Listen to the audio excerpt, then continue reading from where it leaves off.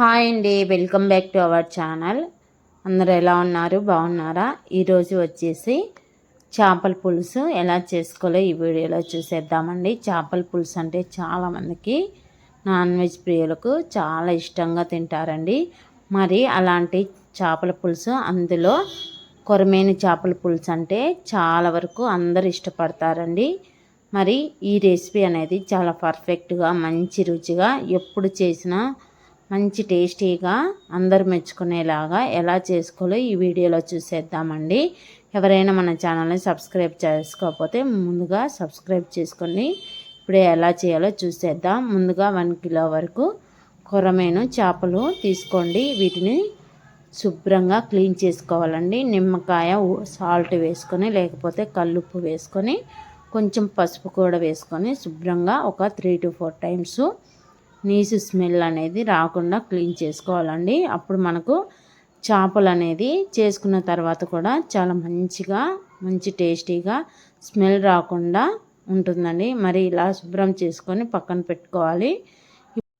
ఇప్పుడు ఒక బాండి పెట్టుకొని దీంట్లోకి ఒక 3 టేబుల్ స్పూన్ల వరకు ధనియాలు, అదేవిధంగా ఒక 1/2 టీ స్పూను మెంతులు ఎక్కువ అవసరం ఉండదండి. అదేవిధంగా ఒక 1/2 టీ స్పూన్ జీలకర్ర వేసుకొని వీటిని లో ఫ్లేమ్లో పెట్టుకొని మంచిగా వేపుకోవాలండి. ఇవి చాలా ఎంత మంచిగా వేగితే మనకు మసాలా అనేది అంత బాగుండిద్ది. కాబట్టి లో ఫ్లేమ్లో పెట్టుకొని వీటిని నిదానంగా మంచిగా వేగేంత వరకు వేపుకోవాలి. ఇలా మంచిగా వేగిపోయిన తర్వాత ఒక 3 to 4 మినిట్స్ పక్కన పెట్టుకోవాలండి. అప్పుడు మనకు చల్లారుతాయి. చల్లారిన తర్వాత మిక్సీ జార్లో వేసుకొని మెత్తని పౌడర్ లాగా చేసుకోవాలండి.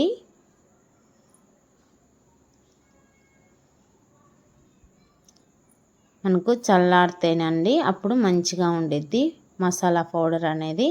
ఈ విధంగా మెత్తగా పౌడర్ పట్టుకున్న తర్వాత పక్కన పెట్టేయాలండి. ఇప్పుడు మరొక మిక్సీ జార్లోకి కొంచెం వెల్లుల్లి, అదేవిధంగా అల్లం ముక్కలు కూడా వేసుకొని, అల్లం వెల్లుల్లి పేస్ట్ కూడా మనం ఫ్రెష్గానే చేసుకుందామండి. ఇక్కడ ఇలా మంచిగా మెత్తగా మిక్సీ పట్టుకొని పక్కన పెట్టేయాలండి ఈ అల్లం వెల్లుల్లి పేస్ట్ కూడా. ఇప్పుడు ఒక మీడియం సైజు ఉల్లిపాయ కూడా కట్ చేసుకొని ముక్కలు మిక్సీ పట్టుకోవాలండి మెత్తని పేస్ట్గా. దీనికి ఉల్లిపాయలు అనేది ఎక్కువ పడవుతండి, ఎక్కువ వేసుకోవడం వల్ల కూర అనేది తీపి వస్తుంది. కాబట్టి ఒక మీడియం సైజు ఉల్లిపాయ అయితే సరిపోతుంది. ఇప్పుడు బాండి పెట్టుకొని దీంట్లోకి ఒక 1/2 కప్పు వరకు ఆయిల్ వేసుకోండి. ఆయిల్ బాగా హీట్ అయిన తర్వాత ముందుగా మనం మిక్సీ పెట్టుకున్న ఉల్లిపాయ పేస్టు వేసుకోవాలండి. దీన్ని మీడియం ఫ్లేమ్లో పెట్టుకొని మంచిగా వేపుకోవాలండి. అదేవిధంగా అల్లం వెల్లుల్లి పేస్ట్ కూడా వేసుకోవాలండి. ఈ అల్లం వెల్లుల్లి పేస్ట్, ఉల్లిపాయ పేస్ట్ అనేది మంచి కలర్ వచ్చేంత వరకు వేపుకోవాలి. అప్పుడు మనకు టేస్ట్ అనేది చాలా బాగుండిద్ది ఈ చేపల పులుసు అనేది.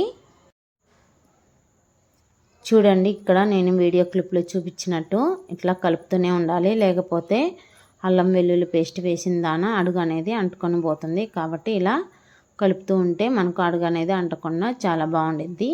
ఇప్పుడు కాస్త వేగిపోయిన తర్వాత ఇప్పుడు 2 పచ్చిమిర్చి ముక్కలు, అదేవిధంగా ఒక రెమ్మ కరివేపాకు కూడా వేసుకొని వీటిని కూడా కాస్త వేగేంత వరకు వేపుకోవాలండి.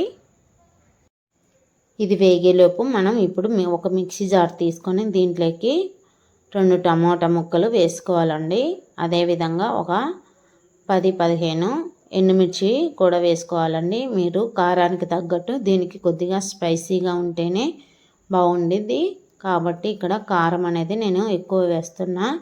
ఇలా టమోటా, ఎండుమిర్చి కూడా మెత్తగా పేస్ట్ లాగా పట్టుకోవాలండి. ఈలోపు మనకు అల్లం వెల్లుల్లి, అదేవిధంగా ఉల్లిపాయ పేస్ట్ కూడా మొత్తం మనకు బాగా వేగిపోయిందండి. ఇప్పుడు మనం మిక్సీ పట్టుకున్న టమాటా పేస్టు మొత్తం వేసుకొని బాగా వేగేంత వరకు ఇది ఆయిల్లో కాస్త బాగా మగ్గితే చాలా బాగుండిద్దండి. పచ్చి వాసన అనేది రాకుండా ఇలా కాస్త వేగిపోయిన తర్వాత ఇప్పుడు 1/2 టీ స్పూన్ పసుపు, అదేవిధంగా 1 టేబుల్ స్పూన్ వరకు సాల్ట్ కూడా వేసుకోండి. ఇవి 2 వేసిన తర్వాత మనం దీన్ని కాసేపు వేపుకోవాలండి. ఇప్పుడు ఒక 80 గ్రామ్స్ వరకు చింతపండు అనేది ముందుగా నానబెట్టుకొని మనం రసం తీసి పెట్టుకోవాలండి.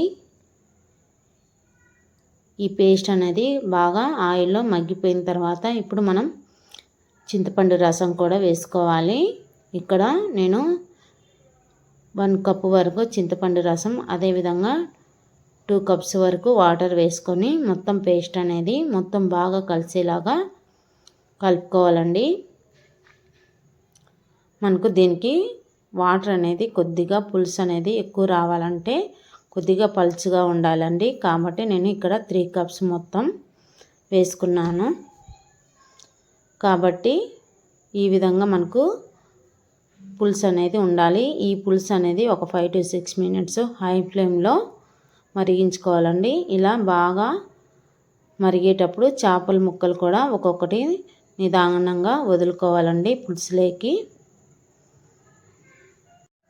ఇలా చేపల ముక్కలన్నీ వేసుకున్న తర్వాత మనం ముందుగానే ఒకసారి గరిటెతో బాగా పులుసులోకి మునిగేటట్టు కలుపుకోవాలండి.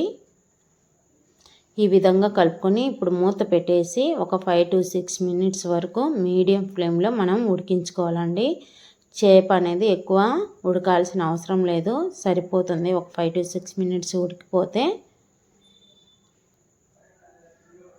ఇలా 5 to 6 మినిట్స్ ఉడికిపోయిన తర్వాత ఒకసారి మూత తీసేసి ఇప్పుడు మనం ముందుగా ప్రిపేర్ చేసుకున్న మసాలా పౌడర్ మొత్తం వేసుకోవాలండి. ఇలా వేసుకున్న తర్వాత మనం గరిటె అనేది పెట్టకుండా అస్సలు చేత్తోనే మనం కదుపుతూ పెట్టుకోవాలండి. మసాలా అనేది బాగా కలిసిపోయేలాగా. ఇక్కడ నేను వీడియో క్లిప్లో చూపిస్తున్నా చూడండి. ఈ విధంగా మసాలా మొత్తం బాగా కలిసిపోయిన తర్వాత ఒక 2-3 మినిట్స్ మసాలా అనేది పట్టేంత వరకు ఉడికించుకొని ఇప్పుడు ఒక రెమ్మ కరివేపాకు కూడా అలాగే వదిలేయాలండి. ఇలా ఒక 2 మినిట్స్ అలాగే ఉంచేసిన తర్వాత ఇప్పుడు ఫైనల్గా మనం కొత్తిమీర తరుగు కూడా వేసుకొని స్టవ్ అనేది కట్టేసుకోవాలి. అంతేనండి, ఎంతో ఈజీగా ముక్క అనేది విరిగిపోకుండా చాలా టేస్టీగా మనకు రెడీ అయిపోయింది. మరి ఈ రెసిపీ మీకు నచ్చినట్లయితే లైక్ చేయండి, షేర్ చేయండి. తప్పకుండా మన ఛానల్ని సబ్స్క్రైబ్ చేసుకోండి. తప్పకుండా ట్రై చేయండి, చాలా బాగుండిద్ది.